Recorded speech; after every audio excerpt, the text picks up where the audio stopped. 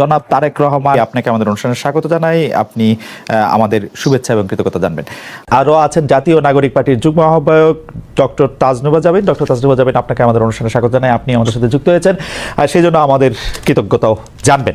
আমি আপনাকে প্রথমেই যে বিষয়টার দিকে আপনার দৃষ্টি আকর্ষণ করতে চাই, সেটা হচ্ছে যে এনসিপি বা এই যে জাতীয় নাগরিক পার্টি কিভাবে বিএনপির শত্রুতে পরিণত হলো, মানে বিএনপিকে কিভাবে শত্রু গণ্য করতে থাকলো। যেমন আপনাদের একটা জনপ্রিয় বয়ান আমরা এরকম শুনি যে আপনারা 15 বছর কোথায় থাকেন, 15 বছর আপনারা পারেন নাই, কিন্তু 15 বছর যে বিএনপি পারে নাই সেইটার দায় কিন্তু আমাদের সবার।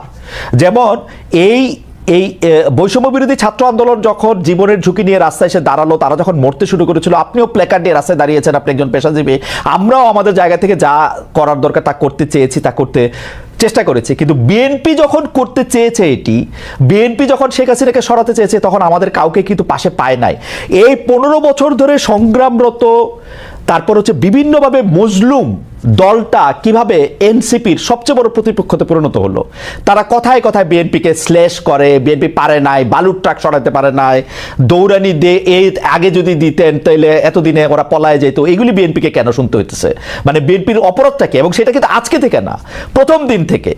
এবং বিএনপির অপরাধ আমি সরাসরি দেখি যে বিএনপি একটা নির্বাচন চায় এবং নির্বাচন করে এটা দেখতে চায় যে কারা আসলে কটুক দিতে পারে। আপনি যদি আমাদের একটু বলতেন। এই 5 আগস্টের পরে কিন্তু প্রত্যেকটা ফ্যাসিবাদ বিরোধী শক্তি যার যার ব্যানারে ফেরত গেছে। এখন যখন গণ অভ্যুত্থানটা নিয়ে প্রশ্ন ওঠে, গণ অভ্যুত্থানের ভাগিদার নিয়ে প্রশ্ন ওঠে, সবাইকে কিন্তু সমান সেটার অংশীদার তারা দাবি করে, খুব ভালো কথা। কিন্তু যখন ব্যর্থতা বা কোনো ধরনের জবাবদিহিতার মধ্যে পড়তে হয়, তখন কিন্তু শুধু ছাত্র তরুণদেরকে পড়তে হয়, বা এই গুটি কয়েক ছাত্রকে ধরে পড়তে হয় যে, এবং এই শত্রু বা তারা 15 বছরে কিছু পারে নাই, এই কথাটা কিন্তু শুধু ছাত্র তরুণদের পক্ষ থেকে যায় না, এটা জনগণের পক্ষ থেকেও যায়।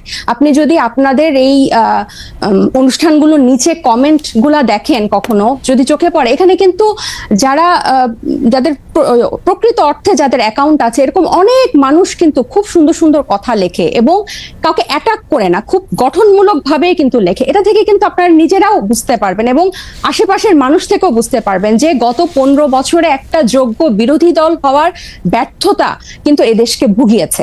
একটা সফল বিরোধী দল হওয়ার ব্যর্থতা কিন্তু এদেশকে ভুগিয়েছে। এটা শুধু ছাত্র জনতা হিসেবে আমরা যে বলি যে, বা এনসিপি এই নতুন করে যেটা বলে, ব্যাপারটা তা না। আরেকটা বিষয় হচ্ছে, এই শত্রু বা এই মুখোমুখি দাঁড় করানোর ব্যাপারটা কিন্তু এক দিক থেকে না। আপনি দেখবেন এই যে কিছুদিন আগে এক টক শোতে আমার এক সহ আলোচক বলছিলেন, আমি 90 সালের গণ অভ্যুত্থানের একটা কথা বলছিলাম, উনি বলছেন 90 সালে তোমার বয়স কত ছিল, বেয়াদব, অপরিপক্ক, আদব কায়দা জানে না, তোমাদের বয়সে মানে এক একজনের, আমাদের রাজনৈতিক জীবন বা রাজনৈতিক পথ চলা তোমাদের বয়সের বেশি।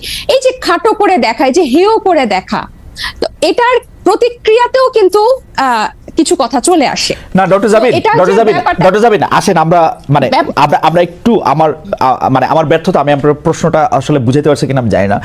আমার কাছে যেটা মনে হয়েছে যে বিএনপি গত 13 বছর ধরে, স্পেসিফিকলি বললে যে 2012 সালের পর থেকেই বিএনপি এই একটা সরকারের কাছে একটা দাবি জানায় আসতেছে, দরকার হলে সরকারকে বলতেছে ক্ষমতা চাইতে একটা সুষ্ঠু নির্বাচনের কথা বলতে। এবং এইটার মধ্যে কিন্তু বিএনপি কোনোদিন কোনো আড়াল নিতে পারে নাই। বিএনপি কিন্তু কোনো ছাত্রলীগের মধ্যে গিয়ে বলতে পারে না যে বঙ্গবন্ধু মহান নেতা, আমরা সবাই বঙ্গবন্ধুকে ভালোবাসি, এই কথা বলে কিন্তু বিএনপি রাজনীতি করতে পারে নাই। বিএনপিকে রাজনীতিটা করতে হয়েছে বিএনপির কথা বলেই, শেখ হাসিনার এগেইনস্টে কথা বলেই বিএনপি রাজনীতি করতে হয়েছে। তার জন্য মামলা, মোকদ্দমা, জেল, জুলুম যত কিছু করছে, চা খাচ্ছে। বৈষম্য বিরোধী ছাত্র আন্দোলনের নেতারা কিন্তু শেখ হাসিনার বিরুদ্ধে ফেসিবাদী আন্দোলনে গেছে হচ্ছে অনেক পরে, অনেক জায়গার পরে। সেই সময় তাদেরকে আমরা মুক্তিযুদ্ধের স্লোগান দিতে দেখছি, তাদেরকে আমরা বঙ্গবন্ধুর ভাষণ দিতে দেখছি, এবং আমরা দেখছি যে তারা নানাভাবে নানা ধরনের আড়াল নিচ্ছেন। বিএনপি কিন্তু এই সুযোগটা পায় না। আমার প্রশ্নটা হচ্ছে, যেই বিএনপি এত ত্যাগ করলো এবং তারা কিন্তু সরকারে গিয়া 3 জন মন্ত্রী হয় নাই, 3 জন মন্ত্রী এই বৈষম্য বিরোধী ছাত্ররাই হয়েছে। তারা কিন্তু কোনো কিছু দখল করে নাই, তাদের একটাই চাওয়া ছিল ইলেকশনে যাওয়া। এবং ইলেকশন যাওয়ার পর থেকে বিএনপিকে কি শুনতে হয়েছে আপনাদের কাছ থেকে আপনি দেখেন। আমি ছোট করে একটু বলি, আমার মাফ করবেন, আপনাদের কাছে শুনতে হয়েছে বিএনপি নাকি আওয়ামী লীগকে পুনর্বাসন করতেছে। বিএনপি নাকি আওয়ামী লীগকে নিয়ে আসতেছে। আওয়ামী লীগ দিয়া বিএনপির নেতারা যেভাবে ক্ষতিগ্রস্ত হয়েছে তার 100 ভাগের 1 ভাগ বাংলাদেশে কেউ হয় নাই। এরপরও বিএনপি কেমনি শত্রু হইল এনসিপির, এইটার কারণটা কি? মানে বিএনপিকে ক্ষমতা থেকে ঠেকানোটা কেন এত জরুরি হয়ে পড়লো? এখানে শত্রুতার প্রশ্ন না খালেদ ভাই। এই যে কেন শুধু সুষ্ঠু নির্বাচনই চেয়েছিল, নির্বাচন কেন্দ্রিক রাজনীতি তারা করেছে।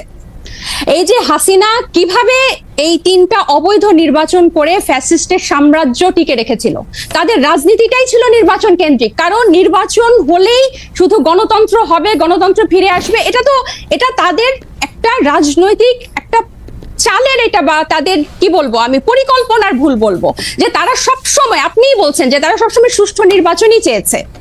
কেন তারা হাসিনার এই যে তার যে সাম্রাজ্য, 3টা বিভাগ, এই যে সবকিছু তার একক কর্তৃত্বে, একক হাতে, প্রত্যেকটা রাষ্ট্রীয় প্রতিষ্ঠানের একটা ইট পাতা যে হাসিনার কথা ছাড়া বা স্বৈরশাসকের কথা ছাড়া চলতো না, বা মানুষকে সম্পৃক্ত করার যে রাজনীতি, এটা তো বিএনপি করতে ব্যর্থ হয়েছে। এবং জনগণের কথা না বলে, জনগণ এই যে এখনো তারা যে 31 দফা বলে বলে যেসব গণভোট অসম্ভব বলছে, যেসবে আমরা জনগণকে সম্পৃক্ত করতে চাচ্ছি, বিএনপি আবার সেসব জায়গায় জনগণকে দূরে ঠেলে দিয়ে আবার নির্বাচনের কথা বলছে। এখানে কিন্তু আপনি দেখেন তারা কিন্তু আবার জনগণকে নিজেদের থেকে দূরে সরাচ্ছে। জনগণ কিন্তু তাদেরকে চাচ্ছে, এবং তারা একটা প্রতিষ্ঠিত রাজনৈতিক দল, তারা নির্যাতিত রাজনৈতিক দল। আপনি নিজেই বলছেন যে তারা সব সময় সুষ্ঠু নির্বাচন চেয়েছে। একটা দেশের গণতন্ত্র কি শুধু সুষ্ঠু নির্বাচনের, একমাত্র শুধু সুষ্ঠু নির্বাচনের মধ্যে? এই নির্বাচন ব্যবস্থাটা কি রকম? এই নির্বাচনটা দাঁড়িয়ে আছে কিসের উপর? এই যে এই নির্বাচন কমিশনার গুলা, বিচারক এবং প্রত্যেকটা রাষ্ট্রীয় প্রতিষ্ঠান, তাদের মন্ত্রিসভাগুলা কিসের উপর দাঁড়িয়েছে? আইন শৃঙ্খলা বাহিনী, পুলিশ, র্যাব, প্রত্যেকটা গোয়েন্দা বাহিনী কিসের উপর দাঁড়িয়ে আছে? এগুলোর সংস্কারের কথা, এগুলোর বিরুদ্ধে কথা, প্রত্যেকটা সবসময় তাদের একটা উপর দিয়ে কথা, যে চেষ্টা করা হবে, পরিবর্তন করা হবে। এই কিন্তু স্পেসিফিক্যালি উপায়টা কি, পথটা কি, তারা জনগণের কাছে সেটা পরিষ্কার করে না। যেটা ছাত্র জনতা বা এখন পরবর্তীতে হয়েছে, হয় আন্দোলনটা কোটা বিরোধী আন্দোলন দিয়ে শুরু হয়েছিল, এবং সব সময় কিন্তু এটাই তো বাংলাদেশের ইতিহাসে প্রথম না, একটা দিয়েই শুরু হয়েছিল। কিন্তু এই পুঞ্জীভূত যে স্বৈরশাসকের 15 বছরের যে পুঞ্জীভূত ক্ষোভ, সেটা কিন্তু প্রকাশিত হয়েছে একটা সিস্টেম, একটা ধাপ পেরিয়েই কিন্তু সেদিকে গিয়েছে।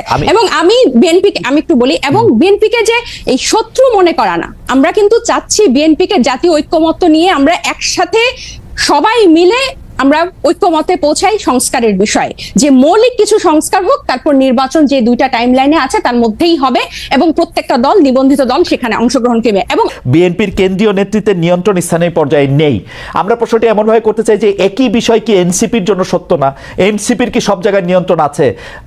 জামিন, আপনি শুনছেন কিনা আমি জানি না, মনিয়াপা শুনছেন কিনা আমি জানি না, আমি তো শুনছি এনসিপির পরিচয় দিয়ে স্থানীয় পর্যায়ে বহু লোক বহুভাবে চাঁদাবাজি করছে, বহু লোক বহুভাবে এনসিপির পরিচয় দিয়ে, সমন্বয়ক পরিচয় দিয়ে, আহ্বায়ক পরিচয় দিয়ে বহু লোক বহুভাবে চাঁদাবাজি করছে।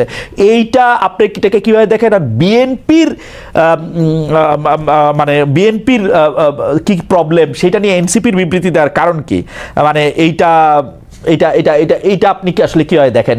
আসলে বিএনপির কারো দ্বারা যদি কেউ আক্রান্ত হয়, সে আইনের ব্যবস্থা নিতে পারে। আপনারা একটি রাজনৈতিক দল হয়ে আরেকটি রাজনৈতিক দলের কোথায় নিয়ন্ত্রণ আছে, কোথায় নিয়ন্ত্রণ নাই, সেটি বলার কারণ কি আসলে?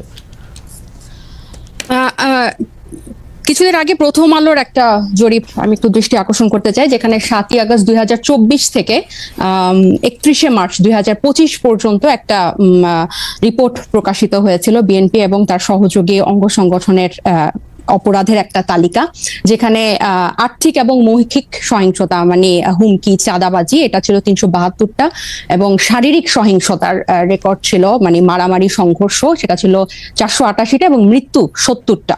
এবং এছাড়াও আপনারা জানেন যে হাতিয়ায় আমাদের হান্নান মাসুদের উপর সংঘর্ষ হয়েছে, হামলা হয়েছে। এবং প্রত্যেকটা জায়গায় আপনি যে বললেন এনসিপির অসংখ্য প্রতিনিধি করছে, আমাদের কিন্তু এনসিপির একটা আহ্বায়ক কমিটি ছাড়া আর কোনো জায়গায়, আমাদের নাগরিক কমিটির বিভিন্ন কমিটি ছিল, কিন্তু এনসিপির কোনো জায়গায় এখনো কোনো প্রতিনিধি দেওয়া হয় নাই বা কমিটি দেওয়া হয় নাই। তো যারা অপরাধ করছেন বা যারা এই নাম ভাঙিয়ে, সমন্বয়ক নাম ভাঙিয়ে বা এখানকার আহ্বায়ক নাম ভাঙিয়ে যারা চাঁদাবাজি করছেন, তাদের কিন্তু গ্রেফতারও হচ্ছেন এবং তাদেরকে কিন্তু আইনের আওতায় আনা হচ্ছে। আরেকটা যেটা, এবং এই যে মানে আপনার জনাব সার্জিস আলম আপনাদের একজন নেতা, উনি যে 155টা গাড়ি নিয়ে ওখানে গেছেন, তার আগে হান্নান মাসুদও গাড়ি নিয়ে গেছেন, সেটাতে চাঁদাবাজি করছেন, সেটা অনেকেই বলতেছেন। আপনারা কি এটা তদন্ত করছেন? আপনারা তো এটা বিবৃতি পর্যন্ত দেন নাই। আমরা একটা চিঠি দেখছি ফেসবুকে, আপনাদেরই আরেকজন তাকে একটা প্রশ্ন করেছেন, মনে হচ্ছে যে এটা ছেলে খেলা। একটা লোক 155টা গাড়ি নিয়ে শোডাউন করতেছে, পরে আবার ব্যাখ্যা দিচ্ছে যে এটা তার দাদার টাকা, বাবার টাকা। আপনারা এটা কিছু বলতেছেন না, কোনো রকম তদন্ত করতেছেন না। আপনারা বলতেছেন যে আমরা খালেদ ভাই গত এই ঈদের আগে এই সার্ভিসের ব্যাপারটা নিয়ে মনে হয় আমরা যে কয়টা গণমাধ্যমের সাথে কথা বলেছি, টকশোতে গিয়েছি, প্রতিনিয়ত এটা নিয়ে কথা বলেছি এবং এটার প্রশ্ন জবাবদিহি আনুষ্ঠানিক বিবৃতি দিয়েছেন, এনসিপি আনুষ্ঠানিক বিবৃতি দিয়েছে। আমাকে শেষ করতে দেন, আমাকে একটু শেষ করতে দেন। আপনি শেষ করেন। যেখানে যে মানে আমাদের তো শুধু একজন তারেক রহমান নাই যে যিনি কথা বললে ওই কথাটাই মানে বেদবাক্য হবে। আমরা সবাই কিন্তু এখানে যেহেতু এটা একটা কালেকটিভ নেতৃত্বের একটা দল এবং সবাই আমরা বিভিন্ন জায়গায় কথা বলছি, গণমাধ্যমের সাথে কথা বলছি। আমরা বারবার বলেছি যে এই তারা যে পাল্টাপাল্টি বক্তব্য দিয়েছে ফেসবুকে, এটা সম্পূর্ণ তাদের ব্যক্তিগত একটা পোস্ট এবং তারা সেভাবে সেটা হ্যান্ডেল করেছে। আমি আরো বলি যে আপনি আমাকে যে কথাটা শেষ করতে দিলেন না, তো এই যে বিভিন্ন জায়গায় যে তাদের এই সহিংসতা এবং তাদের যে স্থানীয় পর্যায়ে নিয়ন্ত্রণ নাই, এটা স্বয়ং তাদের দলের যে তারেক রহমান সাহেব উনি নিজেও কিছুদিন আগে, এই 2-1 দিন আগে, ঈদের আগে একটা বক্তব্যে বলেছেন যে যারা এরকম করছেন তাদেরকে উনি ডিজোন করেন বা টানতে পারেন না। সো এটা প্রমাণিত যে তাদের স্থানীয় পর্যায়ে তাদের ইয়াটা নাই, কন্ট্রোলটা নাই এবং নিজে উনি এই কথা স্বীকার করেছেন। আর আমাদের দলের সাথে যে আপনারা বিএনপির তুলনা করছেন, এটা এই কারণে আমি বলবো যে আমরা এখনো সাংগঠনিক ভাবে ওভাবে বিস্তার লাভ করি নাই। নতুন একটা রাজনৈতিক দলে অনেকেই কিন্তু শেল্টার নিতে চাইবে বা নাম ভাঙিয়ে এটা করতে চাইবে, কারণ এই যে এইগুলো কিন্তু এই 1 মাস আগে আমরাই সে নতুন করে তৈরি করি নাই, বরং এই পুরনো রাজনৈতিক অপসংস্কৃতির মধ্যে আমরা এসেই জন্ম নিয়েছি। সো এখন আমাদের উপর দায়িত্ব এসব রাজনৈতিক অপসংস্কৃতি পরিষ্কার করা এবং ফেরেশতার মতো বিহেভ করা। সো আমরা কিন্তু অথবা আপনার দায়িত্ব ডাক্তার জাবিন, অথবা আপনাদের দায়িত্ব হচ্ছে ওই সংস্কৃতিটারও বেশি করে করা। একটু খালেদ ভাই আমি শেষ করি। ওই সংস্কৃতি বেশি করে না, ওই সংস্কৃতির বিরুদ্ধে কথা বলা। আমরা এই রাজনৈতিক অপসংস্কৃতির বিরুদ্ধেই কথা বলতে চাই এবং এটা শুধু বিরুদ্ধে কথা বলা না, আমরা এটা চর্চাটাও করতে চাই। এবং আপনি যখন বলেন যে গণ অভ্যুত্থান, বা আপনারা যখন বলেন যে গণ অভ্যুত্থান এই কোটা বিরোধী আন্দোলন দিয়ে শুরু হয়েছিল, ছাত্রদের ডাকে হয় নাই, এটা গত 15 বছর বিএনপি নির্যাতিত হয়েছে, এটা যেমন সত্য। 24-এর গণ অভ্যুত্থান বৈষম্য বিরোধী ছাত্র আন্দোলনের ব্যানারে হয়েছে, বিএনপি সেই ব্যানারে এসে আন্দোলনে অংশ নিয়েছে, সেটাও সমান পরিমাণ সত্য। এখানে এটা অস্বীকার করে কোনো উপায় নাই। ঠিক একইভাবে গণ অভ্যুত্থানের যেভাবে সবাই হকদার, এই রাজনৈতিক অপসংস্কৃতি দূর করার দায়িত্ব 1 মাস আগে জন্ম নেওয়া একটা দলের যেরকম দায়িত্ব, 47 বছর আগে জন্ম নেওয়া একটা দলের দায়িত্ব। আমরা শুধু একটা বিবৃতি দেই নাই দেখে আপনি আমাদেরকে প্রশ্ন করতে পারেন, কিন্তু একটা বিবৃতি না। আপনার কথা শেষ হইলে আমি একটু বলি, মানে এটা কথা শেষ হইলে আপনি তো বলে যাচ্ছেন, এত সুন্দর চমৎকার কথা বলেন আপনি, আপনাকে শুনতে খুব ভালো লাগতেছে, কিন্তু আপনি যদি আমাকে একটু সময় দিতেন। জি বলেন। আপনি বলতেছেন একটা বিবৃতির কথা। আপা আপনি একটু খেয়াল করে দেখেন, আপনারা 5 স্টার হোটেলে ইফতারি কোথায় করলেন, কে আপনাদের চাঁদা দিল, সেই বিবৃতি সেটা আপনারা বিবৃতিতে জানান নাই। আপনারা রূপায়ণটার মধ্যে 2টা বিল্ডিং ভাড়া করে কেমনে থাকতেছেন, আপনারা এই 8 মাসে আপনারা এটা জবাব দিতে পারেন নাই। আপনাদের শোডাউন করলেন কোত্থেকে গাড়িতে, এটার জবাব আপনারা বিবৃতিতে দিতে পারেন নাই। আপনারা কেন হাসনাত আব্দুল্লাহ হঠাৎ করে বললো আর্মি তাদেরকে ডাইকা নিয়ে বলছে আওয়ামী লীগকে রাজনীতিতে আসতে দিতে হবে, তারপরে আপনারা এটার নিয়ে কিন্তু কোনো একটা দলগত অবস্থান আপনারা জানান নাই। আপনারা বিবৃতি দেন না এমন না, কিন্তু আপনারা কিন্তু বিবৃতি দেন। জনাব নাহিদ ইসলাম এবং আপনাদের মিডিয়া সেলের পক্ষ থেকে আমরা অনেক বিবৃতি পাইছি, এগুলি ব্যাপারে আমরা কোনো বিবৃতি পাই নাই আনফরচুনেটলি। টক শো থেকে আপনি কথা কইলেন, এখন আপনার কথাটা কি আমরা শুনবো নাকি আপনার একটা পার্টির বিবৃতি আশা করবো? আপনি নতুন রাজনৈতিক বন্দোবস্তের কথা বলতেছেন, একটা নতুন আপনি আমাকে দেখাইতে পারবেন যে এনসিপির সাথে বিএনপির কি তফাৎ, এনসিপির সাথে জামায়াতের কি তফাৎ? কোন জায়গা দিয়ে আপনারা একটা তফাৎ করতেছেন আরেকটা জায়গা দিয়ে একটা নতুন বন্দোবস্ত আনছেন? একটা উদাহরণ দেখান একটা নতুন বন্দোবস্তের। আচ্ছা খালেদ ভাই, বিবৃতি দিয়েই যদি এসব অপসংস্কৃতি বা এসব ব্যাপার থেকে মুক্ত হওয়া যেত তাহলে বোধহয় বিবৃতি দেওয়া হতো। আমরা কোন কোন বিষয়ে বিবৃতি দিয়েছি আপনি নিশ্চয়ই সেটা যেহেতু খেয়াল করেছেন, আপনি খেয়াল করে থাকবেন। এইসব ব্যাপারগুলা বিবৃতি দিয়ে দায়সারা ভাবে ফেরানো যাবে না, এগুলোকে জনগণের কাছে পরিষ্কার করতে হবে। এবং অর্থনৈতিক স্বচ্ছতা আমাদের রাজনৈতিক দল জন্ম নেওয়ার আগে থেকে আমাদের অন্যতম প্রায়োরিটি। শুধু বাংলাদেশে কোনো রাজনৈতিক দলের এই গত 53 বছরের রাজনৈতিক সংস্কৃতিতে অর্থনৈতিক স্বচ্ছতা কখনো কোনো রাজনৈতিক দল দেখায় না। এবং আমরা জন্ম নেওয়ার আগে থেকেই এই আলোচনা, আপনি যে 8 মাস বললেন, জন্ম নিয়েছে 1 মাস আগে, এর আগে থেকে আমরা যখন এই প্রক্রিয়ার মধ্যে ছিলাম, এটা ছিল আমাদের অন্যতম প্রায়োরিটি। আপনার একটা জিনিস, একজন ব্যক্তি একটা রাজনৈতিক দলের একজন দুজন কিছু করবে, সেটাকে ডিফেন্ড করে একটা বিবৃতি দিয়ে কিন্তু ব্যাপারটা থেকে দায়সারা হওয়া যাবে না। বরং আমাদের হোমওয়ার্কটা হচ্ছে, আমাদের কর্মযজ্ঞটা হচ্ছে এই জিনিসটা কিভাবে স্বচ্ছভাবে মানুষের কাছে পরিষ্কার করা যায়, যাতে এটাই হচ্ছে আমাদের বিএনপি এবং জামাতের থেকে আমাদের পার্থক্য। বিএনপি এবং এই যেসব রাজনৈতিক দল স্টাবলিশ ছিল, তারা কি শোডাউনের রাজনীতি করে নাই? তারা কি পেশি শক্তি দেখায় নাই? তারা কি আর্থিক প্রভাব প্রতিপত্তি দেখায় নাই বিভিন্ন জেলায়? এটা তো আপনি অনেক অভিজ্ঞ, আপনি অনেক বছরের আপনার অভিজ্ঞতা। আমি বলি, আমাকে শেষ করতে দেন যে এখন এটা থেকে আমরা ডিফারেন্ট কিভাবে হব, যে এগুলোকে আমাদেরকে চেক করতে হবে। বিবৃতি দিয়ে কিন্তু এখান থেকে দায়সারা ভাবে আমরা মুক্তি পেতে পারবো না। এগুলোকে আমাদের অ্যাড্রেস করতে হবে, এগুলোকে ফ্লেক্সিবল করতে হবে, কিভাবে জনগণের কাছে পৌঁছানো যায়। এবং এই ইফতারের কথা এবং রূপায়ণ টাওয়ারের অর্থের কথা আমরা বারবার বলেছি, সেটা টকশো অন্যতম মাধ্যম বাংলাদেশের। না, আপনার একটা পরিষ্কার বিবৃতি দিতে কি অসুবিধা?